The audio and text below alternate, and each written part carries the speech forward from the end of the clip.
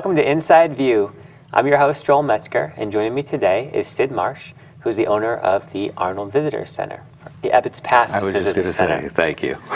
And you've had this for about a month and a half. Well, it's been in the works for about a year, but it officially opened, we soft opened in May 1st, and then we had a big grand opening the Saturday of Memorial Day weekend.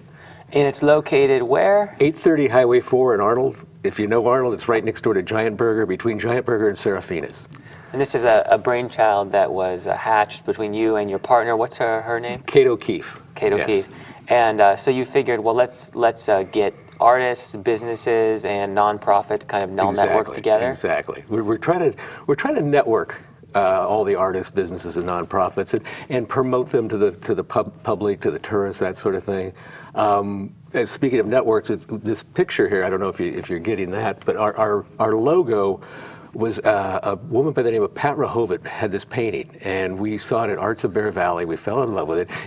It kind of shows the area. There's trees, mountains, and lakes. So we bought the painting, bought the rights to the painting, and kind of built the whole visitor center around that.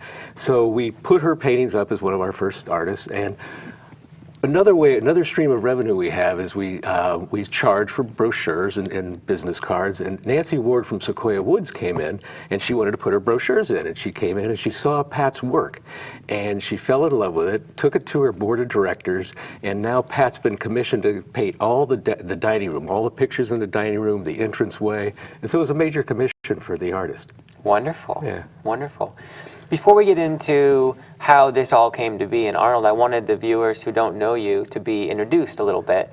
So I was hoping you could take me all the way back to where you were born, where you grew up, and then how you ended up here. It's a long way back. It's funny. My folks lived in San Francisco, but I was born in Bakersfield. So I should have been born in San Francisco.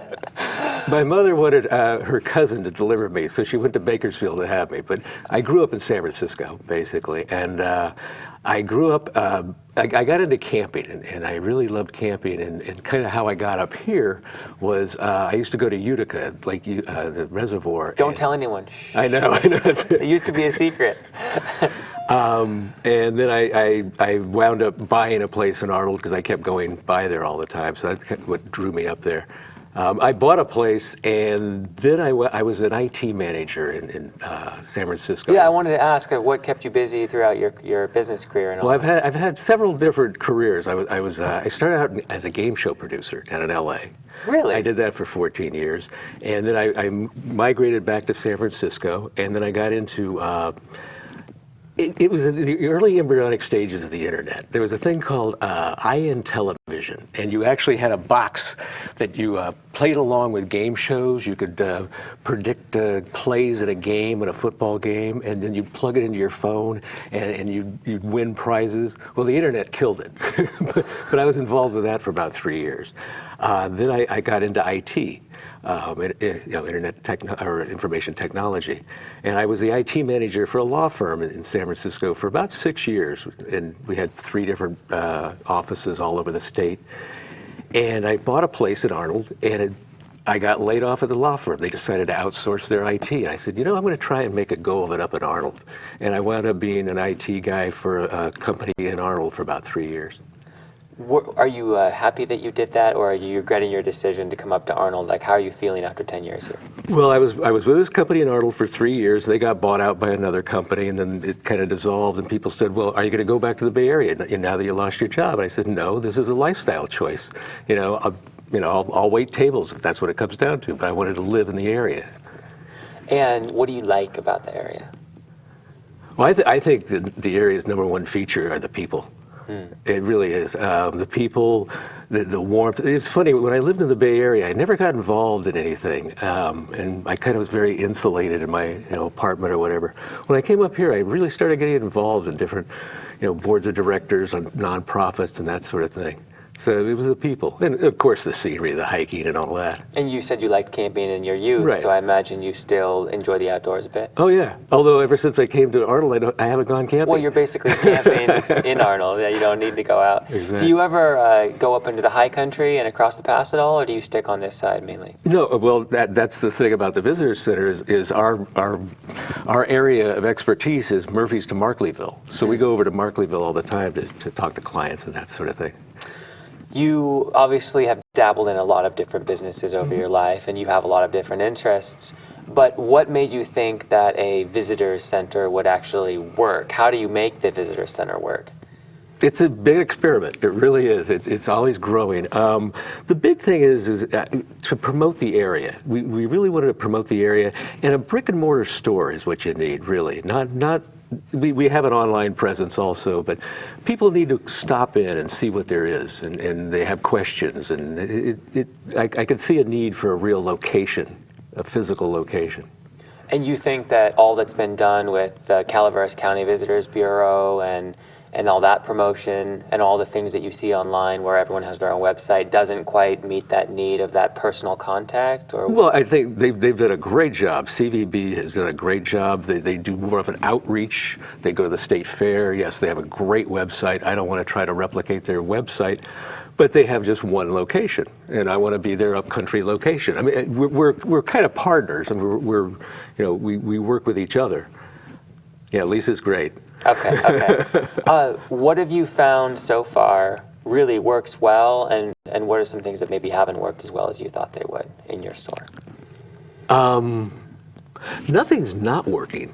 There's just a lot of different things that kind of grew different than what we thought. We started out thinking that we were going to just be an information source, and then we all of a sudden started blossoming into an art gallery. And I think one of my theories is Murphy's used to be the place for art. It was lousy with art galleries, and then wineries kind of took over and pushed out the art. And the local artists are hurting for a place to really display their wares. So I'd like to see Arnold actually become the new Murphy's with art. Because Murphy's has their wine. Let's have art up in Arnold. And you're going to be the catalyst for that? I hope so. All right. If they see one success, then maybe they can duplicate that. Yeah. Arnold, over the past 10 years, has gone through quite a roller coaster ride, and actually it's kind of been a downhill ride for the most part. Yes. As a businessman, what's your outlook for the future of Arnold? Because right now, to be honest, I still see a lot of empty storefronts up there. I think we've hit bottom. I think we've hit a bounce. And we're starting just on the very bottom to start going back up. I can see, I talked to the realtors, real estate is really starting to move in Arnold. And a lot of people are coming to Arnold. I think a lot of people are kind of tired of Tahoe, kind of tired of Yosemite, the crowds, and they've discovered Arnold. It's kind of nestled in between. And the whole Ebbetts Pass corridor, Bear Valley. And Bear Valley is going through some tough times, but it looks like that's going to succeed. They say that they're going to be open this year. And that's a real bellwether for our economy up there. Tell me about it. You better have that open, otherwise you can kiss Arnold goodbye unless you completely reinvent the place.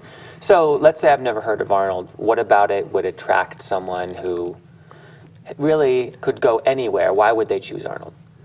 You said the crowds are less. Less crowds, yes. What else is it? Probably quite a few opportunities to go hiking, to go kayaking, to mountain bike, to rock climb or whatever, all within, say a 45-minute radius. I mean, it's kind of it's funny, Angels Camp says they're kind of the base camp in a way. Well, Arnold truly is the base camp for the whole Ebbetts Pass, the higher elevations, that kind of thing. Yeah, really, you're what? 10 minutes from Big Tree's entryway? Oh, the visitor center is like 5 minutes. It's 3 miles up the road. 5 minutes, so you're right there. And then Yeah. if you wanted to get up into the high country, it's Right. not really that far either. Big Trees is a huge draw. I'll Big bet. Trees is a huge draw. Everybody wants to go to Big Trees, and they should. Are you the main person who is on hand for people to ask questions at the visitor center, or do you have a staff member? How does that work? I wish Kate and I are there 24/7 because we live there also. You live there. Okay. So it's a visitor center, it's a residential, and it's an inn? It's one of the oldest buildings in Arnold. From the highway, it looks like it's a 2-story building. It's actually a 3-story building, and there's a half acre of a park behind us that we own. So it was built in 1939, and it started out. The middle level was kind of commercial, the upper level was residential, the lower level didn't exist until 1960, and then that was added on. So it had residential and commercial. So we came in and expanded the commercial area, made it into more of a residential. So we had 3 different residences, and we had a commercial space. We didn't know what we wanted to do, and kind of, it took us about 8 years, 9 years to figure out what to do, but I think we found it. You said in the process of remodeling, you found some really neat things hidden under walls and things like that. What did you find? Well, as I say, the place had a bad reputation when we first bought it, and the guy from the gas company, Rodney, said he always brought backup when he came here. And we said, okay, don't worry about that. We're going to change things. And it had all this acoustical tile ceiling, and there was a leak, and we took off some of the acoustical tile, and there's these beautiful log beams that really support the whole building. There are like 7 of them, and we had to strip them. They were painted purple and brown, but now they're looking beautiful. Yes, and it's from the 30s, you said? 1939. So lots of history there. Right, Blaggen Mill, and we really enjoy getting into the history of the area. And Blaggen Mill really is what started Arnold, is what really got things going, the whole logging industry. So this was built from wood. I guess some guy worked at Blaggen Mill, decided to build a house, and he took scrap wood home and that sort of thing. The outer walls are 3x6 cedar laid up, and then metal spikes put through them. So it's just solid wood walls. Oh my gosh, so that's a lot of excess wood, it sounds like. And it's really tough to try and put wiring in. You have to route out the wall to put wiring in. I'll bet, but nice cedar is kind of cool. Very good insulation. Excellent, excellent. So when someone comes in, they're obviously probably going to be asking a lot of questions. Mm-hmm. What are some of the main questions you get from out-of-towners? Probably a lot of different trails. They want to go hiking. Hiking seems to be the big thing. Hiking and big trees. They all want to know about big trees. How to, it's interesting. To me, there's several different ways to see big trees. If you got an hour and a half, you got to do the short North Grove. But if you want to make an all-day thing, there's the South Grove, a nice 5-mile hike, Beaver Creek, that sort of thing. So we try to figure out what they really want to do and how much time they have to do it. There's another huge asset that the Arnold area has, which hikers will be very interested in. What is that other asset? The Arnold Rim Trail? That's right. Yeah. Tell me and those who don't know about this trail and how amazing it is. What it's going to be is it's going to be 30 miles all the way around, a true rim trail. Right now, the northern part of it has been finished. There's about 17 miles that's all been cut in. The southern route's going to take a little bit longer because there's a lot more private land. You got to go through and mitigation and that sort of thing. But it will actually. Right now, the best place to start is at the Logging Museum out at White Pines Lake, and you can take it all the way down to Sheep Ranch Road, down to Highway 4 to the heliport, and that's the 17 miles. So you're going to be able to walk from White Pines all the way down to Avery. You can right now. That's incredible, and then you can go even beyond that. And it'll actually go around through Love Creek and back up through the park, through Big Trees Park, and it'll be a big circle. So it will eventually loop? Yes, that's the idea of a rim trail, rim. Well, I can see a rim just being something that goes along just part of a rim. No, yeah. It's going to be a big circle. It will be a big circle. So you're halfway done or not quite yet? As I say, the northern half has been done. Okay. From White Pines to the Logging Museum all the way to the heliport on Highway 4, through San Domingo Canyon.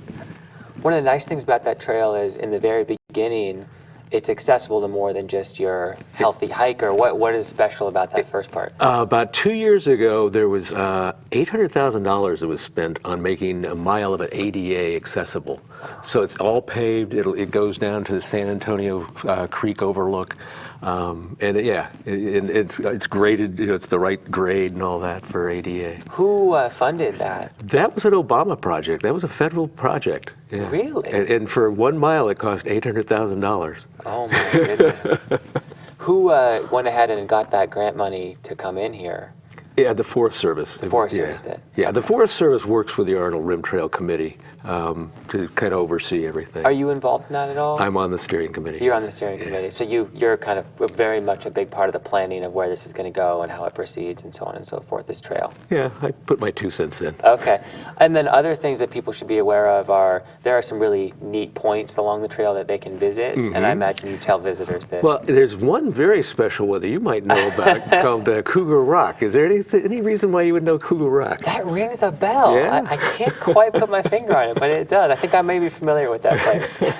Wasn't that where you proposed? It may have been. Congratulations. Thank you. Thank you. And then there's also, that's a great view. You can see pretty much, that's maybe the biggest view. But then there's also the San Antonio Falls overlook where you're perched on a Yosemite-like giant cliff looking over a 100-foot fall. You know it well. I love the area. And then I guess just going down from Cougar Rock down to Avery is just a beautiful wooded walk. There are streams going through, and it's you go by Cow Creek, and it's very pretty. And actually, the Rim Trail is also devising other ways, kind of little side trails that take you to nice, pretty spots. And once a month, there's a trail day where people can come out and work on the trail. That's wonderful. Yeah. If people wanted to help out with the trail, is there any way they could find the information on that, or? Yeah, there's a website. Just Google Arnold Rim Trail, and it'll come up. Okay. Right. So that's one of the big attractions that I'm sure you tell people about. Big Trees is another big one. What about up higher? Higher? Well, no. Tell me about the other one. I was gonna mention. I think one of the little jewels of our county is White Pines Lake, because you got the lake, you got a park with a playground, a full playground. In fact, they just about a couple of years ago they put in a $40,000 playground, all new equipment. Wonderful. From Prop 40 money, that sort of thing. And there's the logging museum, and that's a great thing. It tells the whole history of the area and all about the logging. And then there's a great ball field out and back. And so it's a little joy. And there's a trail that goes around it. You can do that. Very cool. Very cool. Yeah, it is amazing. I didn't even know about that myself, and I was born and raised here, but it's a wonderful swimming lake, and it has a little beach on it. One of the things is it's a private park open to the public. It's not run by the county. The county has nothing to do with it, and it's all volunteer. And so if people go out, there's these Iron Rangers, put a donation in. Oh, good and point. Also people in the area, they're always looking for volunteers to help clean the park. Yeah.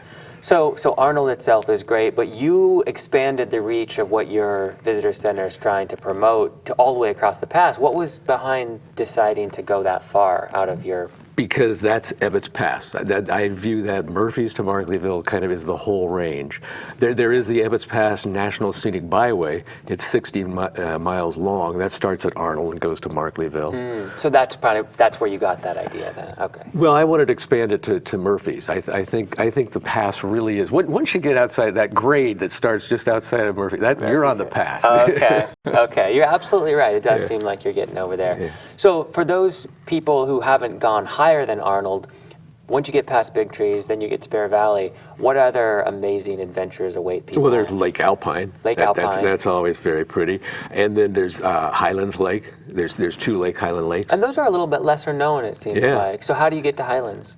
Actually, as you're going up Highway 4, there will be a turnoff. It says Highland Lake, and it's about a 5-mile drive out to the lake. Is it paved? Well, about a mile of it. Oh, okay. But what's interesting about Highlands Lake, it's actually at the top of the pass, and there's 2 lakes, and one lake is the headwaters for the McCullamy, and the other lake is the headwaters for the Stanislaus. No way. Yeah, I mean, that's what Highland Lake's all about. Oh, that's so cool. So it just happens to go in different directions? Yeah, the upper lake, I think, is the Stan. I think the lower lake's the McCullamy. Wow, okay. That's really cool. And so once you get out there, would you need a 4-wheel drive, or could you go out there with a car?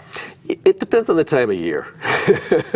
Late summer, an average car could make it, but a lot of times it's better to have 4-wheel drive. Okay.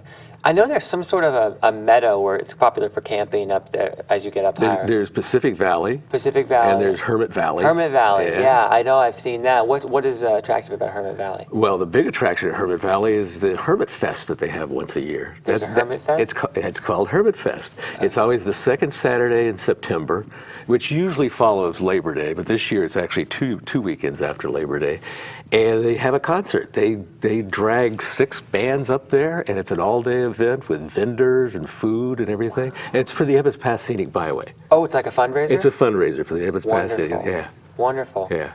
Okay, so Hermit Valley, and then you can camp up there, I imagine. And are there any bodies of water nearby? There's a river that goes by. Oh, nice. And then beyond that, there's Kinney Lakes, the Kinney Reservoirs. There's 3 of those. It's very pretty up there.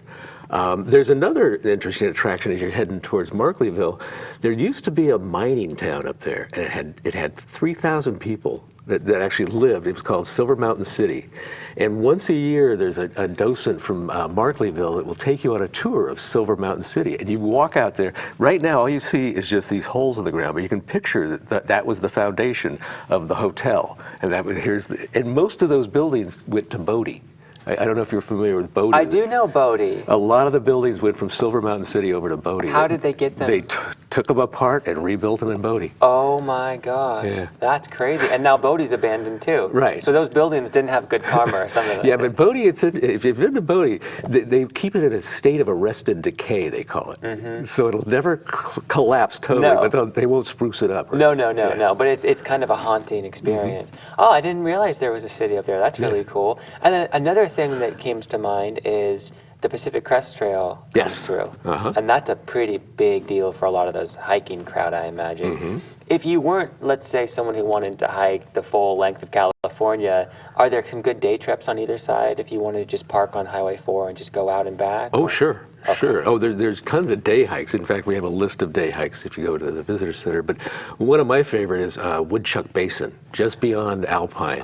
It takes you up to Wheeler Ridge, and you look into Desolation Wilderness, and you can really see the whole thing. What's the difficulty level on that?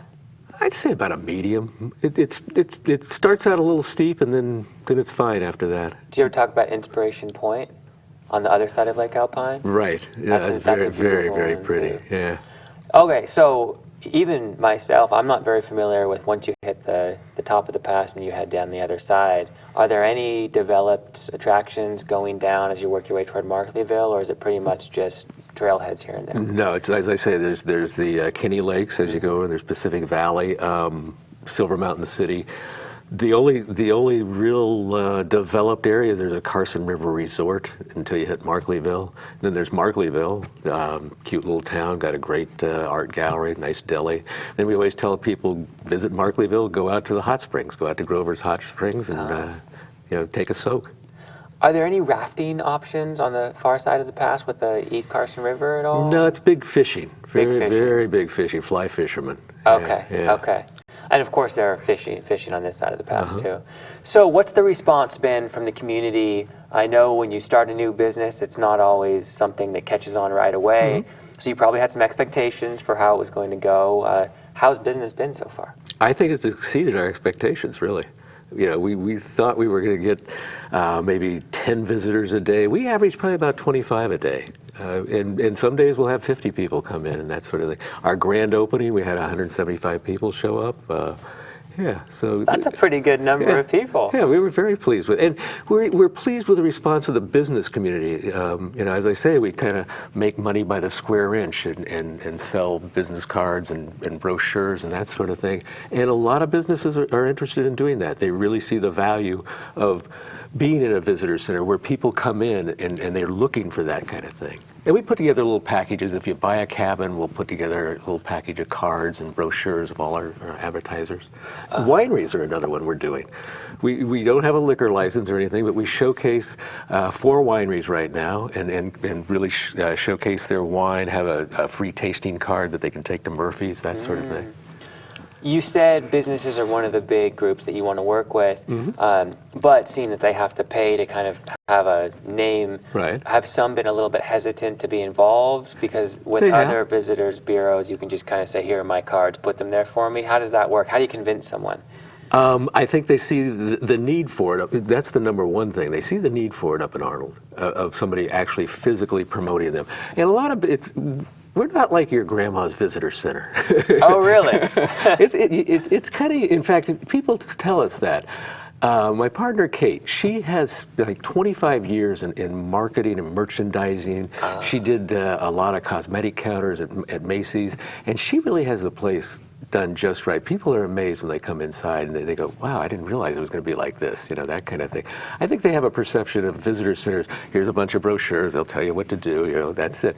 We have a real unique niche, especially now with the art that I was talking about. We now have, I think, 12 different artists. It started out with just Pat Rahovit, and now we have 12 different artists we represent. And are you able to sell the art right off your wall, Yes. or is it simply for, oh, you can? Oh, yeah, and it's all original art, that sort of thing. That's Yeah. wonderful. Yeah. That's really wonderful.